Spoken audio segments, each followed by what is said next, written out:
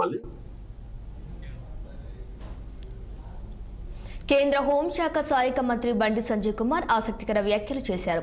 రాష్ట్ర అధ్యక్షుడు కిషన్ రెడ్డి నాయకత్వంలో తెలంగాణ సభ్యత్వ నమోదు వేగంగా జరుగుతోందని, దేశవ్యాప్తంగా 25వ తేదీన మెంబర్షిప్ డ్రైవ్ చేయాలని పార్టీ అధినాయకత్వం నిర్దేశించిందని తెలిపారు.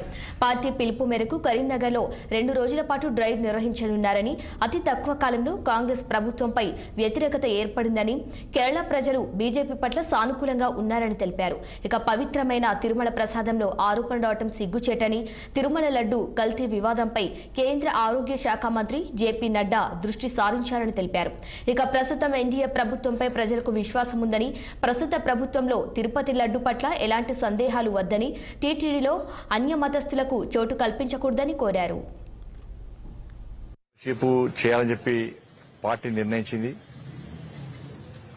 దానిలో భాగంగా దేశవ్యాప్తంగా కూడా మంచి స్పందన వస్తున్నది. ప్రతి ఒక్క నాయకుడు కూడా బాధ్యతాయుతంగా మెంబర్షిప్ ను ముందు తీసుకుపోయే ప్రయత్నం చేస్తా ఉన్నారు.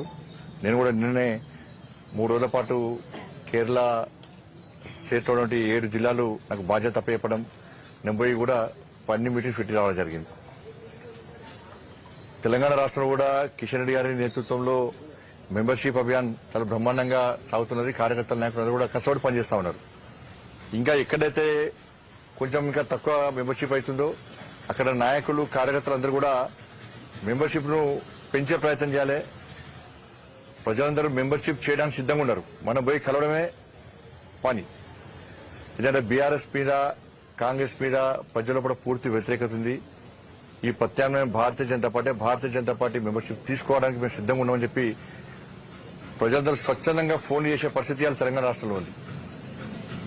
కానీ దానిలో భాగంగానే కరీంనగర్ పార్లమెంట్ నియోజకవర్గంలో ఈరోజు ప్రత్యేకంగా దేశవ్యాప్తంగా 25th రోజు మార్నింగ్ 7 నుంచి ఈవినింగ్ వరకు మెంబర్షిప్ చేయాలని, ప్రతి కార్యకర్త మెంబర్షిప్ చేయించాలి, ఎవరు ఇంట్లో ఉండదు, బయట తిరగాలని చెప్పి.